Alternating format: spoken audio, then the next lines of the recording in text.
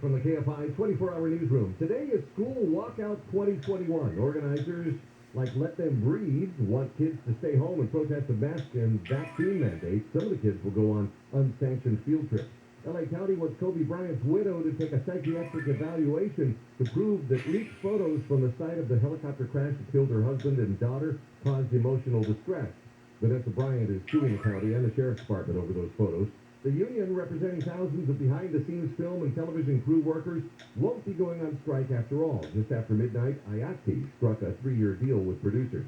The Dodgers come back home after dropping 2 games in Atlanta. The next 3 games are at Dodger Stadium. Southland weather from KFI, morning low clouds, some drizzle, including a chance of rain, highs in the 60s for your Monday. Tomorrow, temperatures start to creep back into the 70s. Right now it's 60 in Orange, 59 in Laguna Beach, San Gabriel, and Westwood. We leave local. From the KFI 24-hour newsroom, I'm Phil Hewlett. In Pomona, we have good news. Earlier crash on the 10 eastbound at the 71 has been cleared from lanes. Your drive is recovering in that area. Studio City, we have a work zone. It's on the 101 northbound from the 134 to the 405. 3 left lanes are going to be shut down until 5. Watch for slowing in that area. Rancho Cucamonga, this is on the 210 eastbound at Archibald. Clear crews from an earlier crash out of lanes and on the right shoulder. Watch for delays.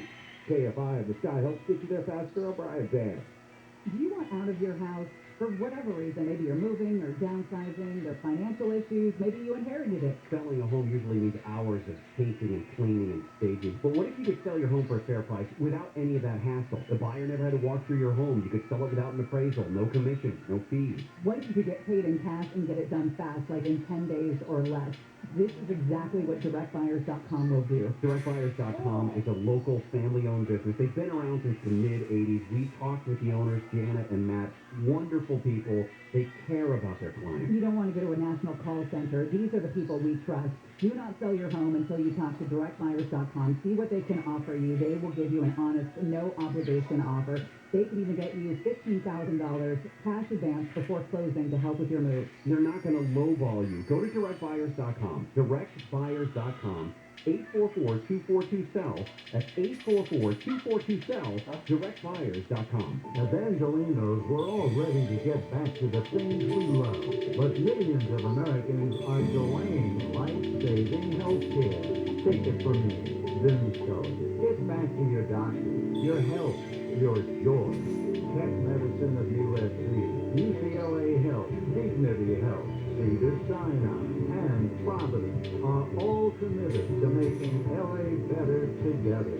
To learn more, go to bettertogether.health. The Delta variant is making COVID-19 spread faster and more easily. Variants can be more contagious, aggressive, and deadly. But we know vaccines work. Vaccinated Californians have greater protection against serious illness, hospitalization, and death. We can help stop the spread and end this pandemic. Get vaccinated and wear a mask when it can protect you and others. Find a vaccine near you at myturnpa.gov. Brought to you by the California Department of Public Health. KFI, AM 640, more stimulating talk. Morning behind. That doesn't sound like you're going to be fine. Morning behind. The Tim Conway Jr. Show. It sounds like it's their last word. Weeknights at 6 on KFI. Don't, hey, if you're wasted, what are you doing going on television? Or the radio for that matter. Or the radio for that matter. Weekdays at 10 a.m. on KFI. I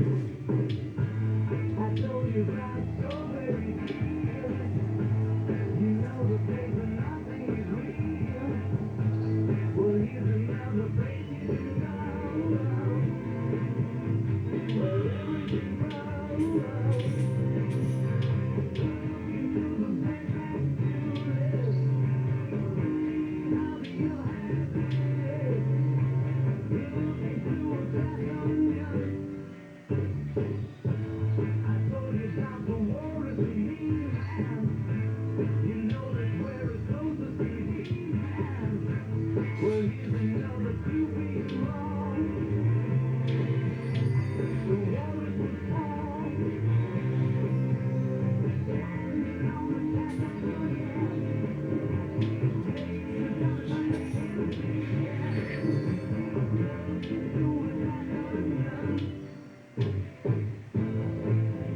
talk to George Knapp, call the Wildcard line at 818-501-4109. The first-time caller line is 818-501-4721. To talk toll-free from east of the Rockies, call 800-825-5033.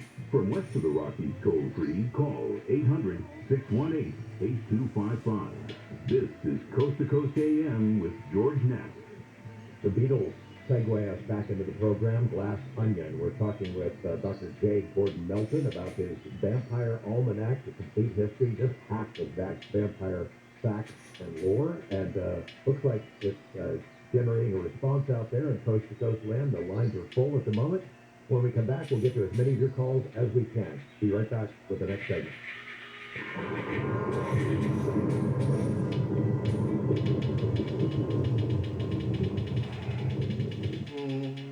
Inflation is running hot, and now some politicians are pushing through another massive spending plan, $3.5 trillion. So here's the deal. If you're freaked out about the impact this additional spending is going to have on already high inflation, then protect your savings now. Diversify a portion of your savings into gold and silver with Birch Gold. If you haven't reached out to Birch Gold to diversify part of your IRA or 401k into a precious metals IRA, do it today. Text COAST to 989898 and get a free info kit on protecting your savings with gold. Or just buy gold or silver and have it shipped to your home. Birch Gold has an A+ rating with the BBB, countless 5-star reviews. Talk to them. Have them help you safeguard your investments.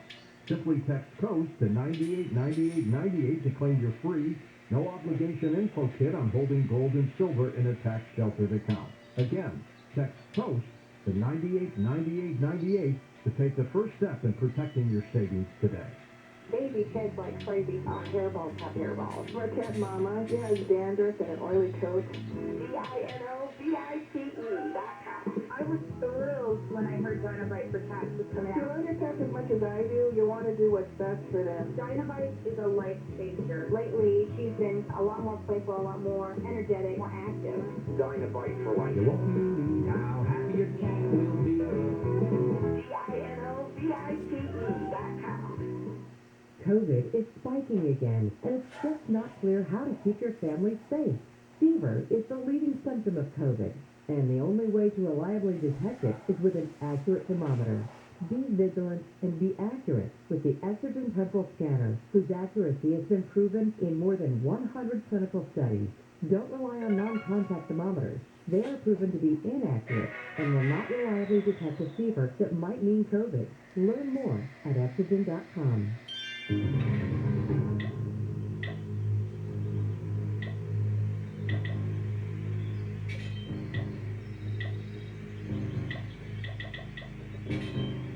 You know, Dr. Melton, I noticed in the book there are a lot of actual similarities between vampire lore and stories of werewolves. These lycans who are, in the movies, they're the opposite or enemies of vampire clans.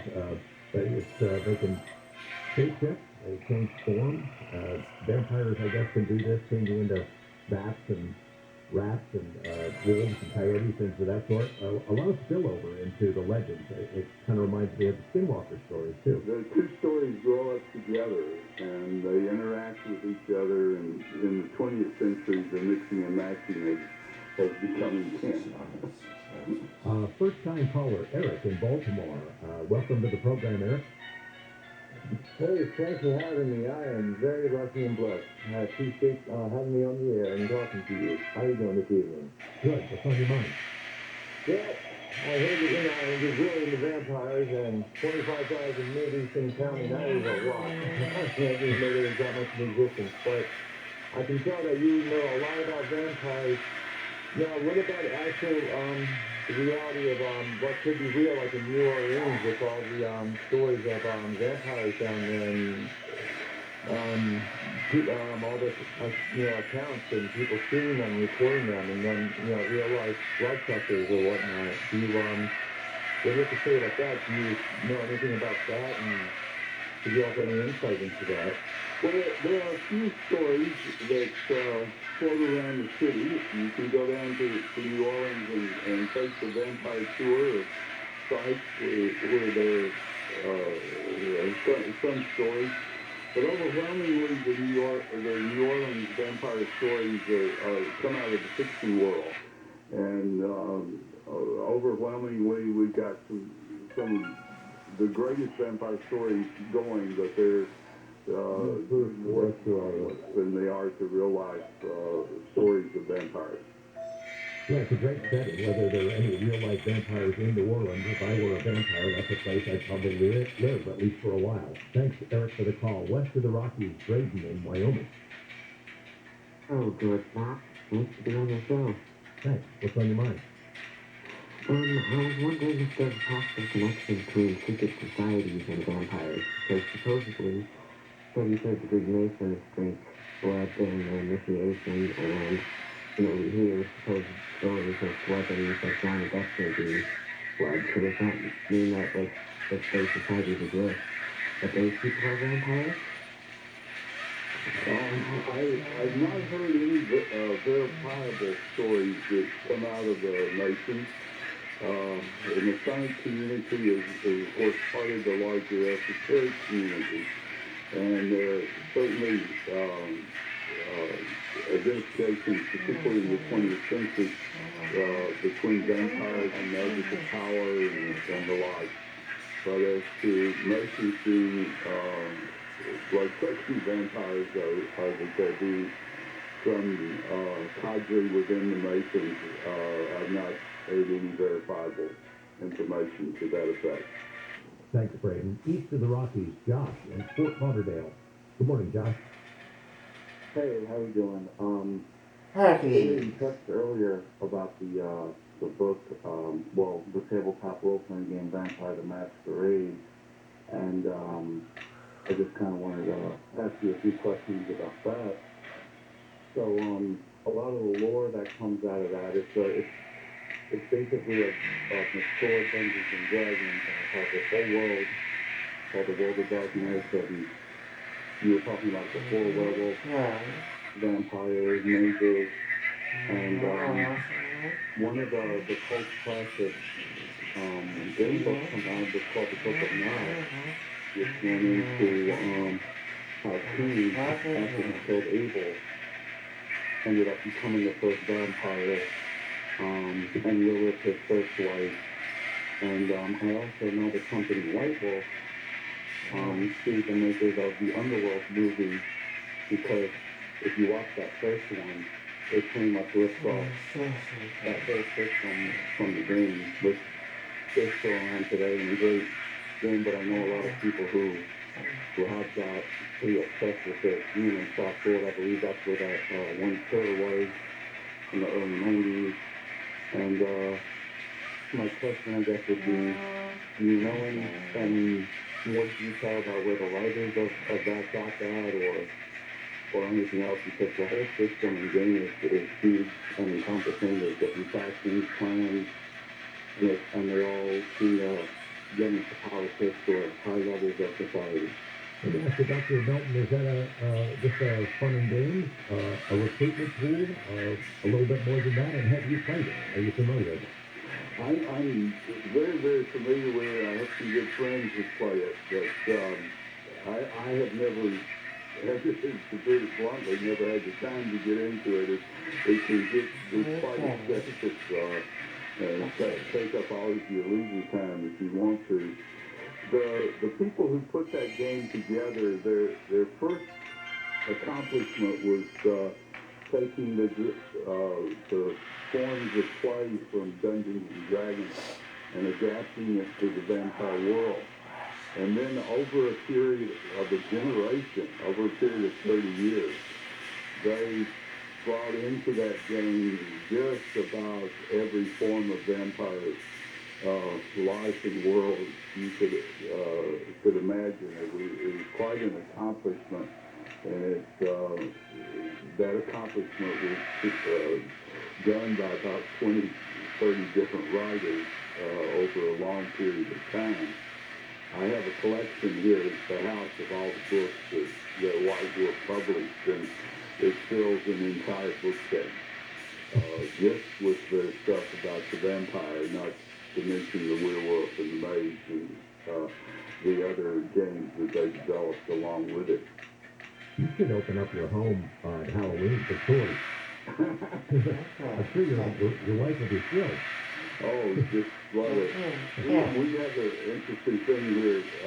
Waco is located south of a city called Waxahachie, Texas, between us and Dallas. And in Waxahachie, there's a person there who has developed a life-size replica of the home of the monster. And every October, they open it for tours.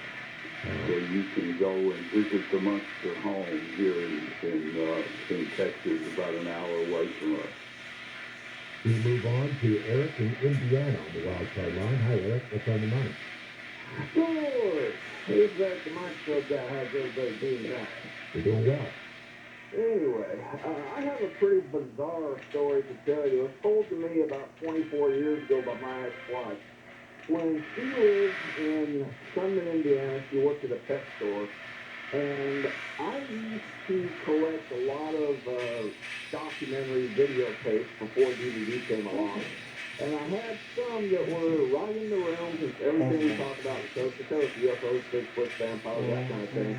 Well, I had a couple of different documentaries on vampires, and she looked at that, and then she told me the story. When she worked at the pet store, she said this one guy used to come in on a regular basis, and he dressed very dapper, like the old Bela Lugosi style vampires. And he used to talk very articulate, came in and bought rabbits and guinea pigs and rats and that kind of stuff. He thought it was kind of strange. And somehow or another, she was invited to his place, and she saw a book there, kind of an old book. And this guy apparently belonged to a vampire group, an actual authentic vampire group, according to what he told her. And he said this book had black pages and red letters. And it got me to thinking, do these actual vampire groups, do they have their own vampire Bible that would be separate from the Satanic Bible? They do. And it's called the Vampire Bible. It was written by a man who lives up in the state of Washington now. It's very hard to get copies of at this point. I looked into it in a bookstore, 6-7 years ago, and felt had found the real thing. The copies I've seen have been black and white with a black cover. I haven't seen one with black pages and red ink. Thanks for that call, Eric, but I'll bet you'll be on eBay tomorrow looking for one. There you go. We're going to Jack in Abilene, Texas. Good morning, Jack. Good morning. Thank you for having me on. Sure. Quick question, do you remember a black and white Western that had a vampire in it and they finally killed him with a silver bullet? I can't remember the name of it, but as a small child, I saw that movie. Pretty creepy. Yeah, the movie had a very bland title, like it was something just like The Vampire. There are 2 or 3 vampire westerns. There's actually one that John Sheridan made. But yes, I remember that that original vampire western very, very well. It's actually a pretty good movie for the time. You're going to have to dig that up, Jack. Check that out. We go now to Josie in Richmond, Virginia on the Wildfire line. Hi, Josie. Hi, I'm so happy to be on with you and also to with P. Gordon Melton. I used to live in Chicago, and he had, P. Gordon, you had a very special lady at your church, and I was just dying to be there, and my children needed, I had 3 sons, they needed some healing work. I think her name was Grace. It's been some 40 years, so my memory is dim. But she was a hero, a gifted hero, out of the Russian Orthodox background, and her husband also was wonderful. Gordon, you had a church in either Evanston, Winnetka, Evanston. Evanston. It was in we drove up the south side. It was just a wonderful short period.